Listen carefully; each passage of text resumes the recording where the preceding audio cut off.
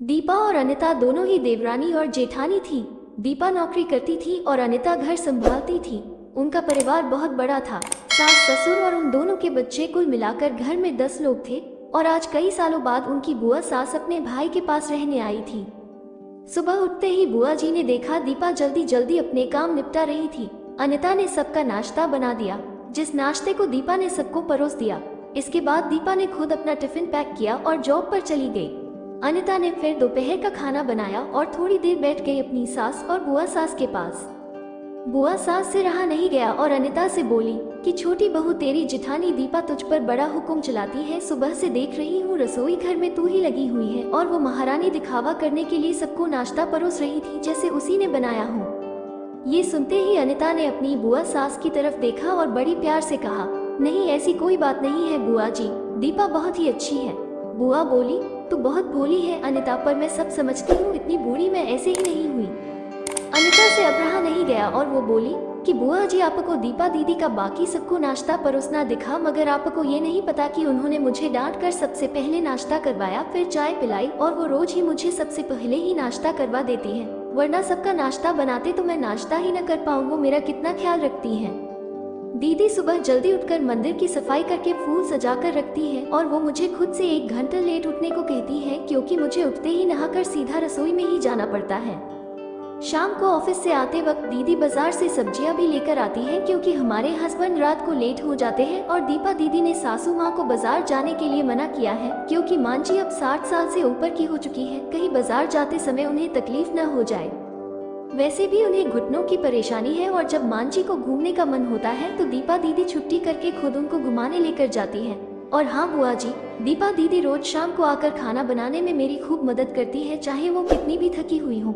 वो मेरी जिठानी जरूर है, मगर वो मुझे अपनी छोटी बहन ही मानती है और मैं उन्हें बड़ी बहन मानती हूँ। ये सब सुनते ही बुआ चुप हो गई। शायद उसकी चुगली अनिता के आगे फेल हो चुकी थी। शाम को दीपा सब्जी की थैली अनिता को पकड़ाते हुए बोली कि अनिता, सब्जियों के साथ वाले थैले में तुम्हारी फेवरेट लेखक की किताब भी लाई हूँ। ये सुनकर अनिता खुश हो गई और बोली, थैंक्स दीदी।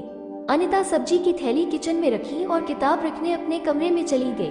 तभी बुआ जी ने दीपा को आवाज दी, बड़ी बहू जरा यहाँ आना। दीपा बोली, जी बुआ जी।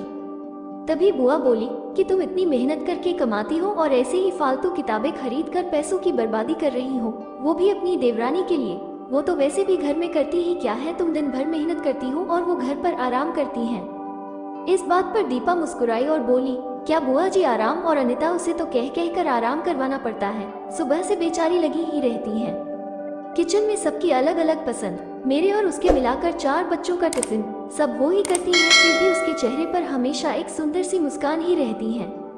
सुबह की चाय पीने का भी समय नहीं रहता उसे, और जब दोपहर बच्चे आते हैं फिर उनका खाना, उनकी पढ़ाई सब वही देखती हैं। वो है, इसलिए मुझे बच्चों की चिंता भी नहीं रहती और मैं अपना पूरा ध्यान ऑफिस में लगा पाती हूँ। कुछ दिनों पहले ही प्रमोशन मिला है। मम्मी पापा की दवाई कब खत्म हुई और कब लाना है, ये सब वो ही ध्यान रखती है। घर पर भी कभी कौन सा रिश्तेदार आता है, उनकी सेवा भी वही करती है। और बुआ जी, घर पर रहकर घर और बच्चे संभालना कोई छोटी बात नहीं। मेहमानों की भी आवभगत अनिता बिना किसी शिकायत के करती है। उसे तो बस पढ़ने का ही शौक है। फिर क्या मैं अपनी छोटी बहन की छोटी सी इच्छा भी पूरी नहीं करूंगी? अगर उसकी इच्छा मैं पूरी नहीं करूंगी तो कौन करेगा? अब तो बुआ की पूरी तरह से ही बोलती बंद हो चुकी थी। फिर दीपा भी अपने कमरे में चली गई। ये सारी बातें दीपा की सास पीछे खड़ी हुई सुन रही थी। वो बुआ के पास आकर बोली कि जी जी, ये दोनों देवरानी जिठानी जरूर है, मगर इनका प्रेम 2 सगी बहनों से भी ज्यादा बढ़कर है। ये दोनों ही एक दूसरे का अधूरापन पूरा करती हैं। मेरे घर की मजबूत नींव है ये दोनों।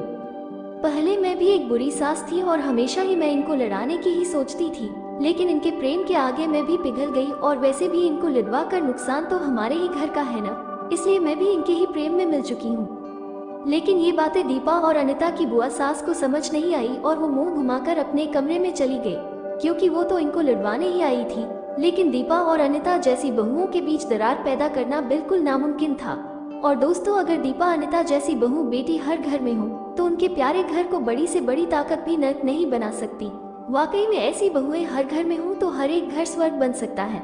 आप इस कहानी के बारे में क्या कहेंगे दोस्तों? आशा करती हूँ कहानी आपको पसंद आई होगी। चैनल पर नए हैं तो सब्सक्राइब करना ना भूलें। धन्यवाद।